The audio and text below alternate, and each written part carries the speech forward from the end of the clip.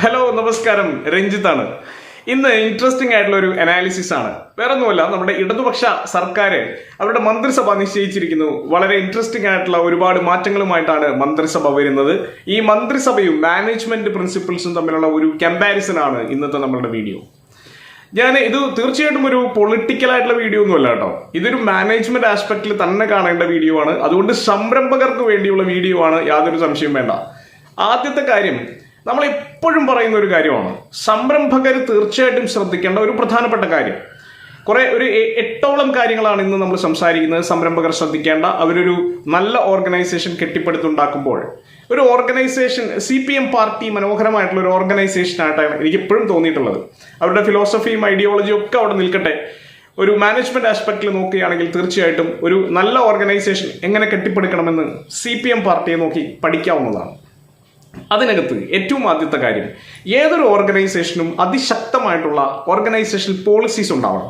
നമ്മൾ വ്യക്തമായ പോളിസികൾ, പ്രോസസ്സുകൾ, സ്റ്റാൻഡേർഡ് ഓപ്പറേറ്റിംഗ് പ്രൊസീജിയർ, ഇതൊക്കെ എല്ലാ ഓർഗനൈസേഷനും, അത് എത്ര ചെറുതായിക്കൊള്ളട്ടെ, എത്ര ആരംഭത്തിലായിക്കൊള്ളട്ടെ, അതുണ്ടാവേണ്ടത് ആവശ്യമാണ്. എത്രയോ കാലങ്ങളായിട്ട് മാനേജ്മെന്റ് കൺസൾട്ടൻസ് ഒക്കെ നമ്മളൊക്കെ ഇങ്ങനെ പറഞ്ഞുകൊണ്ടിരിക്കുന്ന കാര്യമാണ്. പക്ഷേ അതിമനോഹരമായിട്ട് അത് ഇംപ്ലിമെന്റ് ചെയ്തിരിക്കുകയാണ് ഈ മന്ത്രിസഭയിൽ. CPM എന്ന് പറയുന്ന പാർട്ടിക്ക് ഒരു പോളിസി ഉണ്ടായിരുന്നു. ആ പോളിസിയെ ഒട്ടും തന്നെ വെള്ളം ചേർക്കാതെ മാക്സിമം ഇംപ്ലിമെന്റ് ചെയ്യാൻ പറ്റുന്ന രീതിയിൽ അവരത് ഇംപ്ലിമെന്റ് ചെയ്തിരിക്കുകയാണ്.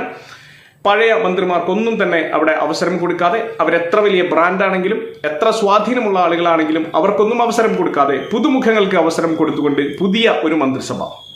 പല ആളുകൾക്കും പല എതിരഭിപ്രായങ്ങളുണ്ട്. അങ്ങനെയാണെങ്കിൽ പിണറായി വിജയന് മാറി നിന്നുകൂടെ എന്ന് ചോദിക്കുന്നവരുണ്ട്.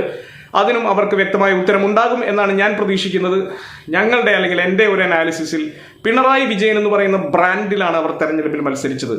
പിണറായി എന്ന് പറയുന്ന ഒരു മാസ്കട്ടൊക്കെ വെച്ചുകൊണ്ട് അവരുടെ എല്ലാ പോസ്റ്ററുകളിലും, എല്ലാ അഡ്വർടൈസ്മെന്റുകളിലും, പ്രൊമോഷൻസിലും എല്ലാം പിണറായി എന്ന് പറയുന്ന ആ സിമ്പൽ ഉണ്ടായിരുന്നു. അത് മാറ്റി നിർത്തിക്കൊണ്ട് ഇനി അവർക്ക് സർക്കാരിനെ തുടരുക എന്ന് പറയുന്നത് ഒരുപക്ഷെ അവർ ജനങ്ങളെ വഞ്ചിക്കുന്നതിന് തുല്യമായിരിക്കും എന്നുള്ളത് കൊണ്ടായിരിക്കാം ഒരുപക്ഷെ പിണറായി വിജയൻ മന്ത്രിസഭയിൽ തുടരുന്നതും CM ആയി തുടരുന്നതും ബാക്കിയുള്ള ആളുകളെ മുഴുവൻ മാറ്റുന്നതും. കാരണം ബാക്കിയുള്ള ആളുകളുടെ കാര്യത്തിലൊന്നും ഒരു തരത്തിലുള്ള പ്രോമിസും അവർ ജനങ്ങൾക്ക് കൊടുത്തിട്ടില്ല. രണ്ടാമത്തെ പ്രധാനപ്പെട്ട കാര്യം, എല്ലാ ഓർഗനൈസേഷനുകളും പ്രോസസ് ഡ്രിവൺ ആയിരിക്കണം, നോട്ട് പീപ്പിൾ ഡ്രിവൺ. പലപ്പോഴും കേരളത്തിലുള്ള ചെറുകിട സംരംഭങ്ങളെല്ലാം ഒരാളുടെയോ രണ്ടാളുടെയോ ഒക്കെ ചുവലിലായിരിക്കും. അവരില്ലെങ്കിൽ പിന്നെ ആ ഓർഗനൈസേഷൻ ഇല്ല എന്ന സ്ഥിതിയായിരിക്കും. അങ്ങനെയാണെങ്കിൽ ആ ഓർഗനൈസേഷന് നിലനിൽപ്പില്ല എന്നുള്ളത് തന്നെയാണ് സത്യം. അങ്ങനെ ആവരുത് ഒരു പാർട്ടിയും, ഒരു രാഷ്ട്രീയ പാർട്ടിയും ഒന്നോ രണ്ടോ ആളുകളുടെ ബ്രാൻഡ് ഇമേജിന്റെ മാത്രം പുറത്തു നിൽക്കുന്നത് ആവരുത് എന്നുള്ളതാണ് സത്യം. അത് ഒരു പ്രോസസ്സിലൂടെ വളർന്ന് വലുതാവുന്നതാവണം.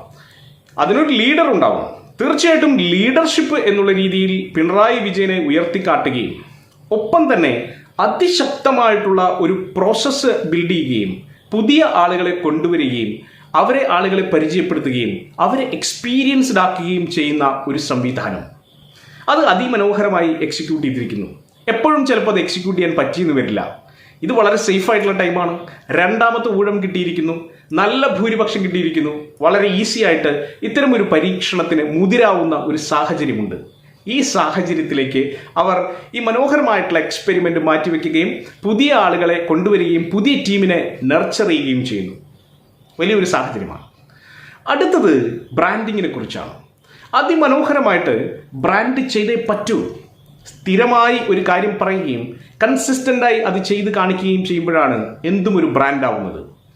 തീർച്ചയായിട്ടും ബ്രാൻഡിന് ഒരു കളർ തീം ആവശ്യമുണ്ട്. നമുക്കറിയാം, ചുവപ്പ് എന്ന് പറഞ്ഞാൽ തന്നെ CPM അല്ലെങ്കിൽ കമ്മ്യൂണിസ്റ്റ് പാർട്ടികൾ എന്നുള്ള വളരെ വ്യക്തമായ ധാരണയും സിമ്പലും നമ്മുടെ മനസ്സിലുണ്ട്. വളരെ നന്നായി അവരത് ബ്രാൻഡ് ചെയ്തെടുത്തിട്ടുണ്ട്. അതിൻ്റെ ഒപ്പം തന്നെ അവർ സംസാരിക്കുന്ന രീതികളുണ്ട്, അവർ പെരുമാറുന്ന രീതികളുണ്ട്, അവരുടെ ചില ഐഡിയോളജികളുണ്ട്, ചില പ്രതിജ്ഞകളുണ്ട്. ഇതെല്ലാം ബ്രാൻഡ് ഐഡന്റിറ്റിയാണ്. ഈ ഐഡന്റിറ്റി അവർ കാത്തു സൂക്ഷിച്ചിട്ടുണ്ട്. അതിമനോഹരമായി അത് ചെയ്തുകൊണ്ടേയിരിക്കുന്നു. അതിൻ്റെ ഒപ്പം തന്നെ തീർച്ചയായിട്ടും നമുക്ക് എടുത്തു പറയേണ്ട കാര്യം അവരുടെ ഡിസിഷൻ മേക്കിംഗ് കപ്പാസിറ്റിയാണ്. പ്രത്യേകിച്ചും ലീഡർമാർക്കുണ്ടാവേണ്ട വളരെ സ്ട്രോങ് ആയിട്ടുള്ള ഒരു കാര്യം, ഡിസിഷൻ മേക്കിംഗ് കപ്പാസിറ്റി. ഡിസിഷൻ മേക്കിങ്ങിന്റെ കാര്യത്തിൽ ഇങ്ങനെ ഒരു മന്ത്രിസഭ വരണം എന്നുള്ള തീരുമാനമെടുക്കാനുള്ള ആർജവം ഉണ്ടാവുക എന്നുള്ളത് പ്രധാനമാണ്. അതൊരു പക്ഷേ പിണറായി വിജയനോ അല്ലെങ്കിൽ ആ പാർട്ടിക്കോ ഉണ്ടായി എന്നുള്ളത് എടുത്തു പറയേണ്ട കാര്യമാണ്. അങ്ങനെ ഒരു ആർജവം ഉണ്ടാവുന്നത് പ്രത്യേകിച്ചും ഈ കാലഘട്ടത്തിൽ കൂടിയാണ് എന്ന് ആലോചിക്കണം. കാരണം കോവിഡ് ബാധിച്ച് നമ്മളെല്ലാവരും വിറങ്ങലിച്ച് നിൽക്കുന്ന ഈ കാലഘട്ടത്തിൽ കാരണം കഴിഞ്ഞ കുറേ കാലങ്ങളായിട്ട് ശൈലജ ടീച്ചർ തീർച്ചയായിട്ടും വലിയൊരു ബ്രാൻഡായിട്ട് മാറി. ആരോഗ്യരംഗം, കേരളത്തിന്റെ ആരോഗ്യരംഗം ലോകപ്രസിദ്ധമായി എന്ന് തന്നെ വേണമെങ്കിൽ പറയാം. BBC-യിലടക്കം വാർത്തകൾ വന്നു. എന്നിട്ടും അങ്ങനെ ഒരു മിനിസ്റ്ററെ മാറ്റുന്നു എന്ന് പറയുമ്പോൾ അതിശക്തമായിട്ടുള്ള ജനവികാരം ഉണ്ടാകും എന്നവർക്കറിയാം. എന്നിട്ടും അതിന് വളരെ ലാഘവത്തോടെ ആ പാർട്ടി സംവിധാനം ഡീൽ ചെയ്യുന്നു എന്നുള്ളതാണ് രസകരം. നാളെ എങ്ങനെ അവർ ഡീൽ ചെയ്യുമെന്നറിയില്ല. പക്ഷേ ഇതുവരെയുള്ള പ്രതികരണങ്ങളൊക്കെ വളരെ മെച്യൂർഡ് ആയിട്ടുള്ള രീതിയിൽ ഒറ്റക്കെട്ടായിട്ട് തീരുമാനമെടുക്കുകയും ആ തീരുമാനത്തിൽ അവർ ഉറച്ചു നിൽക്കുകയും ചെയ്യുന്നു എന്നുള്ളതാണ്.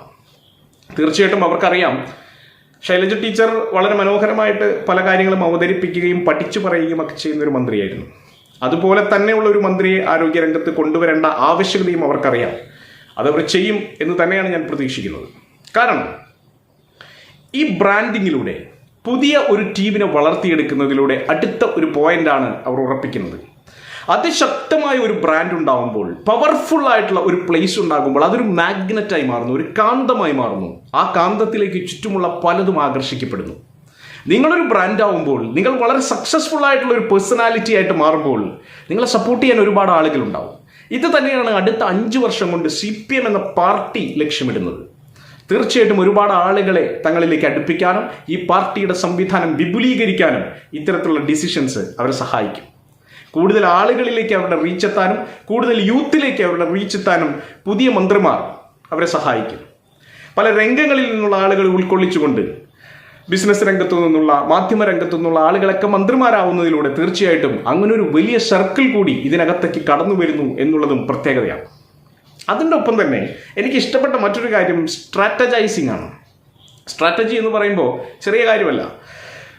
ഒരുപാട് പലതരത്തിലുള്ള റിസോഴ്സസ് ഉണ്ട്, റിസോഴ്സ് അലോക്കേഷൻ ഉണ്ട്. സ്ട്രാറ്റജൈസിങ്ങും റിസോഴ്സ് അലോക്കേഷനും. സ്ട്രാറ്റജൈസിങ്ങിൻ്റെ കാര്യം ആദ്യം പറയാം. കേരളത്തിൽ പലതരത്തിലുള്ള കമ്മ്യൂണിറ്റികളുണ്ട്. കമ്മ്യൂണിറ്റികളെയൊക്കെ തൃപ്തിപ്പെടുത്തുക എന്നുള്ളത് പാർട്ടികളുടെയും സർക്കാരിൻ്റെയും ഒക്കെ ആവശ്യമാണ്. അതുകൊണ്ട് തന്നെ മന്ത്രിമാരെ വിഭജിക്കുന്ന സമയത്ത് തീർച്ചയായിട്ടും കമ്മ്യൂണിറ്റികൾക്ക് പ്രാധാന്യം കൊടുത്തുകൊണ്ട്, അതുപോലെ അഹമ്മദ് ദേവർകോവിലിനെ പോലെ ഏറ്റവും ആദ്യമായിട്ട് നിയമസഭയിലേക്ക് കടന്നു വരുന്ന ഒരാൾക്ക് മന്ത്രിസ്ഥാനം കൊടുത്തുകൊണ്ട് ഒരു പ്രത്യേക സ്ഥലത്തെ, ഒരു പ്രത്യേക കമ്മ്യൂണിറ്റിയെയോ ഒക്കെ തീർച്ചയായിട്ടും അനുനയിപ്പിച്ച് നിർത്താനുള്ള വ്യക്തമായ സ്ട്രാറ്റജിയിലൂടെ തീർച്ചയായിട്ടും ഈ മന്ത്രിസഭ അല്ലെങ്കിൽ CPM എന്ന് തന്നെ വേണമെങ്കിൽ പറയേണ്ടിയിരിക്കുന്നു, അവർ അല്ലെങ്കിൽ LDF എന്ന് പറയേണ്ടിയിരിക്കുന്നു, കടന്നു ചെന്നിരിക്കുന്നു. അത് വളരെ സ്ട്രോങ് ആയിട്ടുള്ള ഒരു സ്ട്രാറ്റജി ആയിട്ട് തന്നെ ഞാൻ വിശ്വസിക്കുന്നു. അതിൻ്റെ ഒപ്പം തന്നെ വളരെ സ്ട്രോങ് ആയിട്ടുള്ള, ബോൾഡ് ആയിട്ടുള്ള ചില തീരുമാനങ്ങൾ കേരള കോൺഗ്രസ് അതിശക്തമായി ബാർഗെയിൻ ചെയ്തെങ്കിലും ബാർഗെയിനിങ്ങിൽ നിന്ന് മാറി ഒരു നെഗോഷിയേഷനിലേക്ക് വന്ന്, നെഗോഷിയേഷൻ എന്ന് പറഞ്ഞാൽ എപ്പോഴും വിൻ വിൻ ആണ്. ഒരു വിൻ വിൻ സിറ്റുവേഷനിൽ അത് ഒതുക്കി തീർക്കുകയും റോഷിയെ മന്ത്രിയാക്കുകയും ഒരു ചീഫ് വിപ്പ് സ്ഥാനം കൊടുക്കുകയും ഒക്കെ ചെയ്തുകൊണ്ട് അവരെ മാനേജ് ചെയ്ത് നിർത്താനും, വളരെ ഈസി ആയിട്ട് മാനേജ് ചെയ്ത് നിർത്താനും LDFനും CPMനും തൽക്കാലം സാധിച്ചിട്ടുണ്ട്.